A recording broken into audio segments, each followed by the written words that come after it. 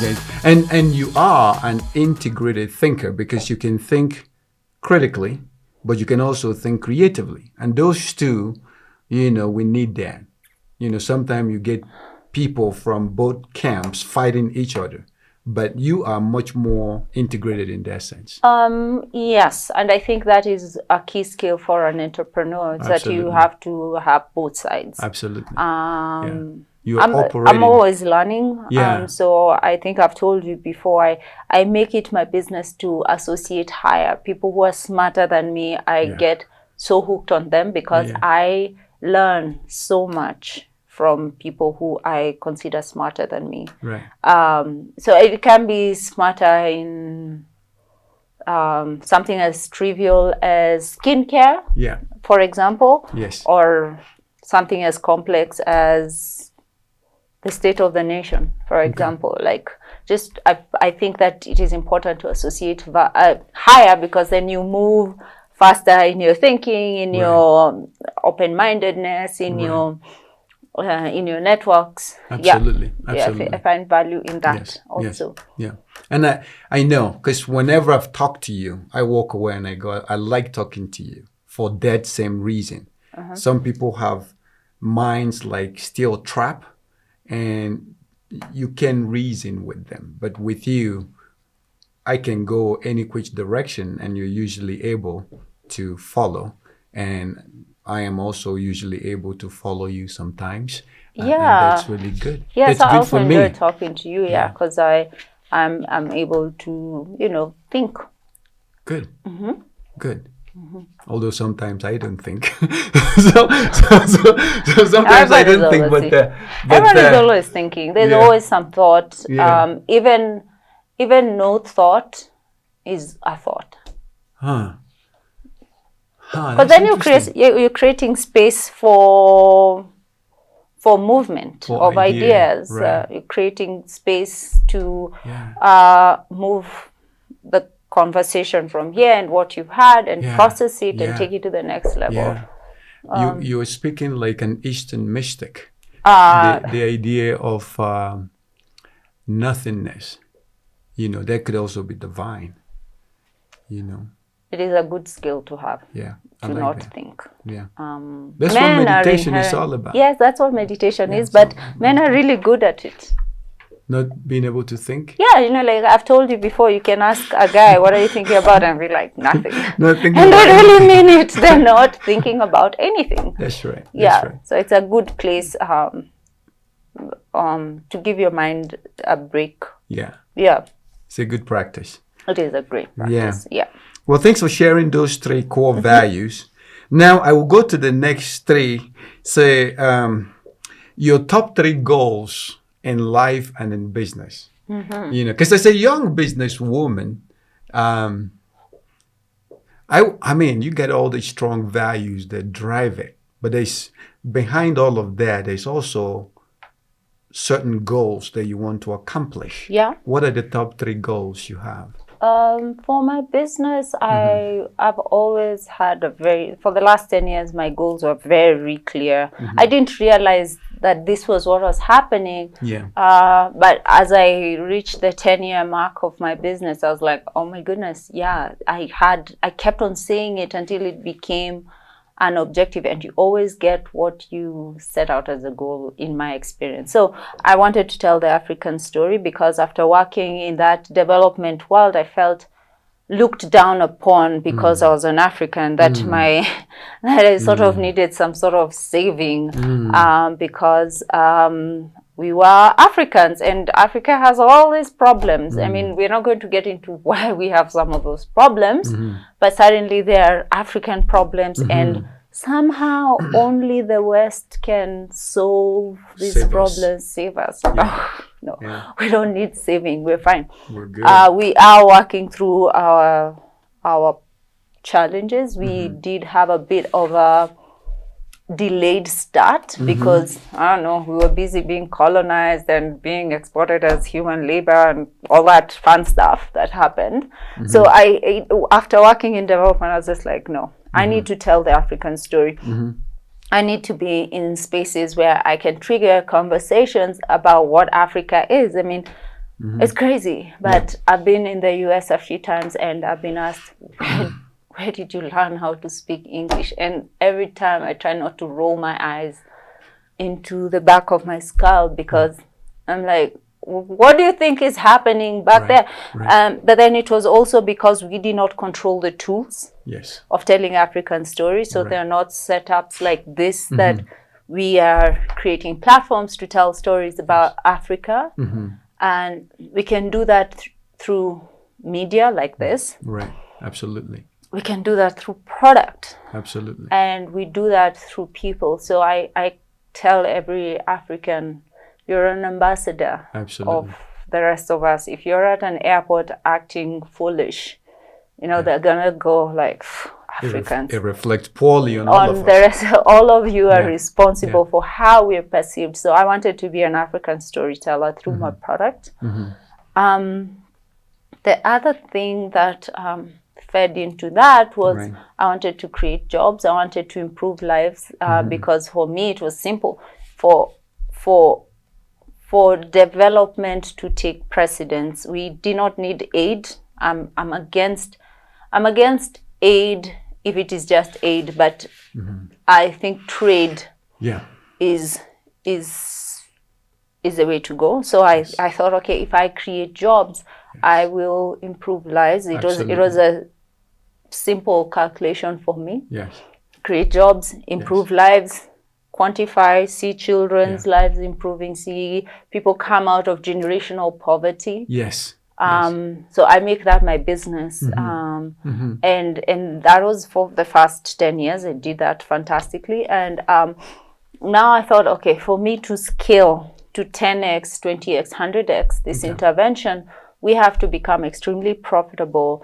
We have to use, there's nothing wrong with making money. And I think part of bad money conversations we have is that you are told money doesn't grow on trees, or there's some sort of mysticism around money. Money is this root of all evil.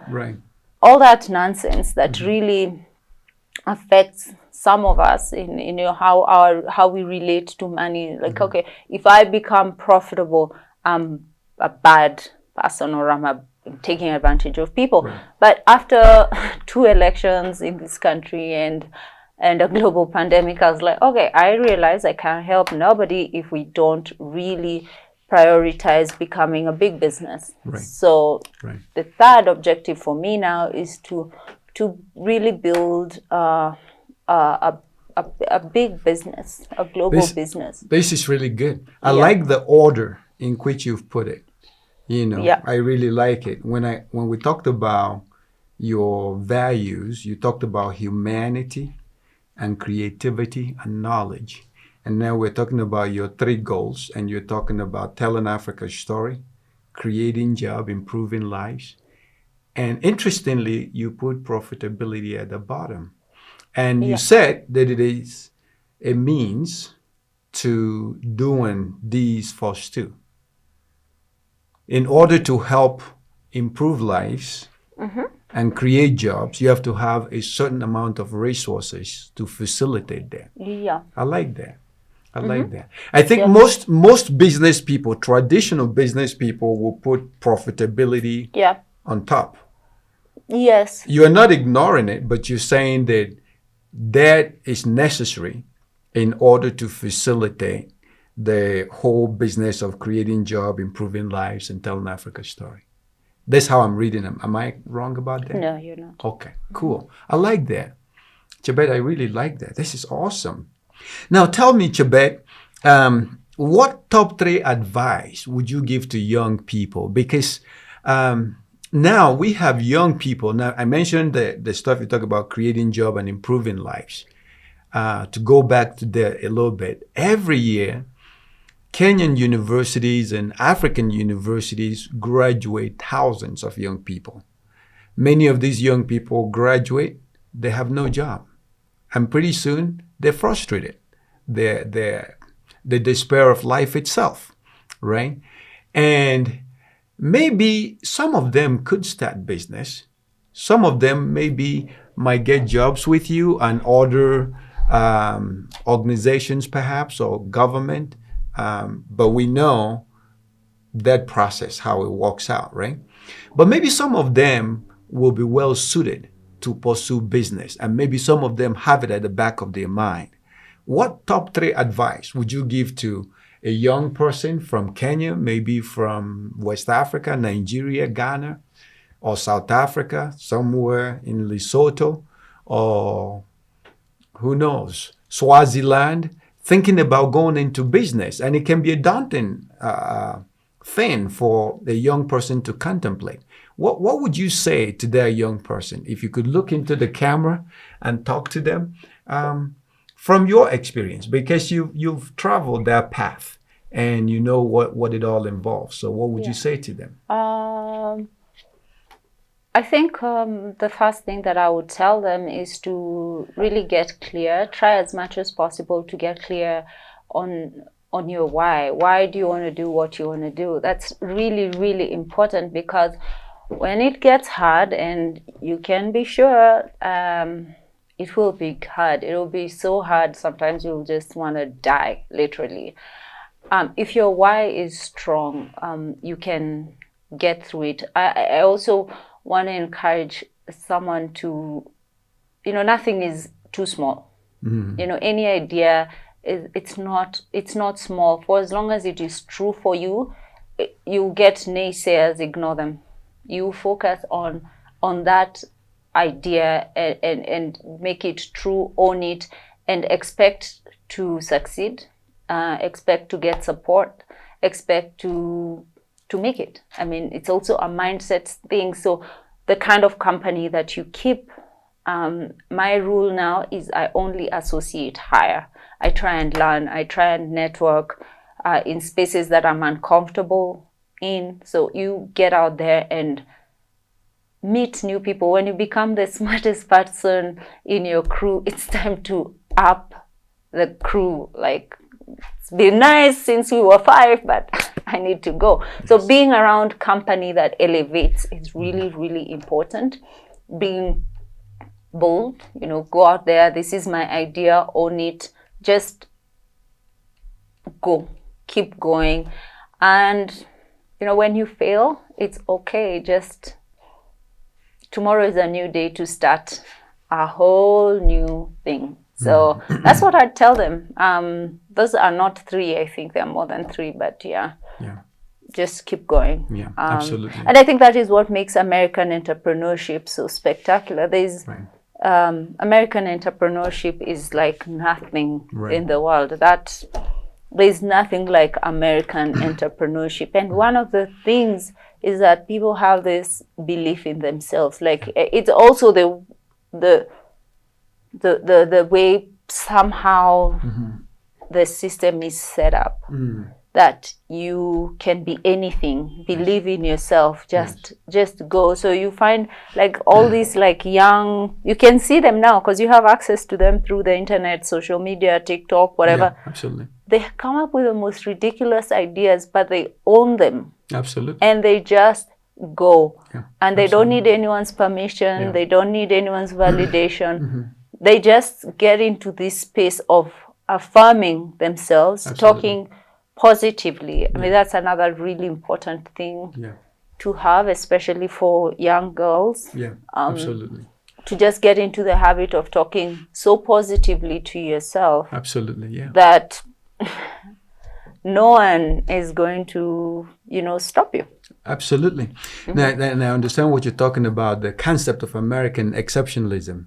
The idea that we're exceptional, whatever we do, we'll succeed, we can conquer the moon, the sun, all this kind of idea. Yeah. This is really good. I think the ideas that some of the things you shared about here, clarity, confidence, and keeping the right company. Yeah. That's powerful stuff. Yeah. Even the older you get, it's even the more important urgent to keep good company. I thought that I would need to be worried about company when I was, trying not to get into drugs as a teen, and then trying not to, get into crime or whatever it is, like being young involved. But now as I grow older, I'm like, wow, it's even more urgent. It's even more urgent and important to keep the right company. Yeah. Especially as an entrepreneur. Absolutely. Because evil company corrupts good morals. It's not about even evil. You don't need to be evil. You could be the nicest person, but if you are not in the business of improving yourself or growing, fine, we'll call you. Did you call it evil? What did you say? What kind of? I mean, I was quoting a scripture there. It doesn't need to be even evil. Evil. It can be nice. Bad, nice companies, right? I mean, company that is not growing you. That's like. Well, so here's how I look at it. What is evil, anyways? Right? Anything that negates the actualization, self-actualization in my mind could be evil. So certain good things themselves may not actually be good if it gets in the way of what's best for you, right? And really, for most people, their problem is not that they're involved in evil, as it were, like you're arguing now. Their problem is that they've settled for something that is good enough. Yeah. And so they don't go beyond there. Yeah, I think settling is our worst evil. It's the worst evil to settle. So we agree violently. We violently have an agreement here. So, because I use the word evil. No, we agree. We have agreement. Yeah, any company that makes you settle is evil. It's evil. Yeah, we agree on that. Yeah. And the point, Chebet, anything that gets in the way of optimizing your self-actualization, because that is what we're called to do. We're called to become our best selves, all that we can be, right? And so certain good things could come and you latch on to that, and that prevents you from moving forward. Yeah. And that's the point we're making about here.